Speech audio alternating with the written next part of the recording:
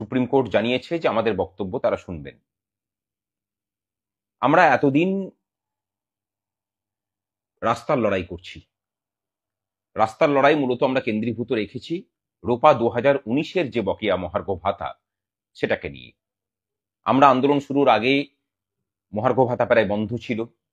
আন্দোলন করে সেই বন্ধ হয়ে যাওয়া চাকাটাকে ঘুরিয়ে অনেকটা আদায় করা গেছে, যদিও বকেয়ার পরিমাণ কিন্তু এখনো অনেক বেশি। কিন্তু যখনই সরকারের সাথে এই বিষয় নিয়ে আলোচনায় বসেছি অথবা আদালতে গেছি, শুনতে হয়েছে যে এই বিষয়টা তো সুপ্রিম কোর্টে পেন্ডিং আছে। এমনকি শাসক দলের মুখপত্ররা কথায় কথায় মিডিয়ার সামনেও এই কথাটা বলেন। আমাদের তখন মনে হলো এবং কর্মচারীদের দাবি ছিল যে সংগ্রামী যৌথ মঞ্চ এই মামলায় পার্টি অ্যাড হোক। আমরা যোগ দিয়েছিলাম। শুনানি শুরু হয়েছে, দ্রুত ডেট পড়তে শুরু করেছে। আজকে ঘোষণা করছি যে এই মামলায় আগামী শুনানিতে, যদিও গত শুনানিতেও থাকার কথা ছিল, আগামী শুনানিতে আমাদের পক্ষ থেকে মাননীয় হরিশ সালভিজে থাকবেন, গুরুকৃষ্ণ কুমার থাকবেন, নচিকেতা যোশী থাকবেন, সিদ্ধার্থ ব্যানার্জি, বিক্রম ব্যানার্জি এবং সুদীপ্ত দাশগুপ্ত সহ এক ঝাঁক আইনজীবী থাকছেন কর্মচারীদের পক্ষ রাখার জন্য এই মামলাকে জিততে হবে বলে। কিন্তু যে আইনজীবীদের কথা বললাম তাদেরকে নিতে গেলে খরচা আছে। হরিশ সালভেজির কথা জানেন নিশ্চয়ই, শুধু জাতীয় নয় আন্তর্জাতিক খ্যাতিসম্পন্ন আইনজীবী। তাকে পাওয়াটাই দুষ্কর, কিন্তু কর্মচারীদের সৌভাগ্য যে তাকে আমরা পেয়েছি।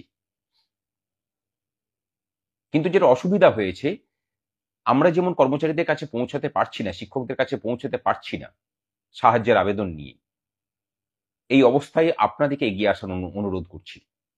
এবং আজকে 29 তারিখ এপ্রিল মাসের একটা ঘটনা ঘটেছে। আজকে আমাদের এক প্রতিনিধি দল, সেই প্রতিনিধি দলের নেতৃত্বে ছিলেন আমাদের অন্যতম কনভেনার অনিরুদ্ধ ভট্টাচার্য। তারা গিয়েছিলেন যে বিকাশ ভবনে এই ডিএ মামলার বিষয়ে সাহায্য চেয়ে কর্মচারীদের কাছে সাহায্যের আবেদন করবেন। অর্জুন দা ছিলেন, অভিজিৎ দা ছিলেন, সুদীপ চন্দ্র ছিল, সহ আরো অনেকে ছিলেন।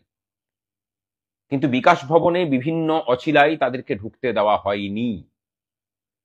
কোনো যুক্তি দেখাতে পারেননি। মানে বিষয়টাকে বোঝার চেষ্টা করুন। অন্যান্য মামলাকারী সংগঠন তারা কিন্তু অফিসে অফিসে গিয়ে পয়সা তুলছেন, প্রশাসন কিন্তু বাধা দিচ্ছে না। বিকাশ ভবনে যে বাধা দেওয়াটা শুরু হলো, আমাদের ধারণা যে সমস্ত অফিসে এবার বাধা দেওয়ার কাজটা শুরু হবে। এর কারণ অন্য কিচ্ছু নয়। সরকারের ভয়ের জায়গাটা লক্ষ্য করে দেখুন তাহলে, যে সংগ্রামী যৌথ মঞ্চকে ফুল ফোর্সে এই মামলাতে যুক্ত হতে দেওয়া যাবে না, যাতে তারা ভালো আইনজীবী নিয়ে এই মামলাতে সওয়াল করতে না পারেন। তার জন্য অর্থ যোগানের ঘাটতি যাতে হয়, সেই জন্য সরকারি অফিসগুলোতে আমাদের প্রবেশটাকে বন্ধ করার প্রচেষ্টা হচ্ছে।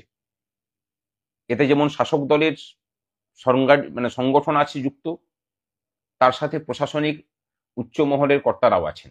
আজকে পুলিশের সাথে কথা বলে যেটুকু আভাস পেয়েছি তাতে এই বিষয়টা পরিষ্কার।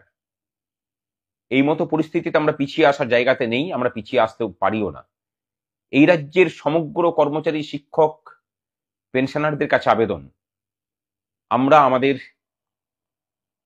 কিউআর কোড, আমাদের অ্যাকাউন্ট নাম্বার শেয়ার করছি।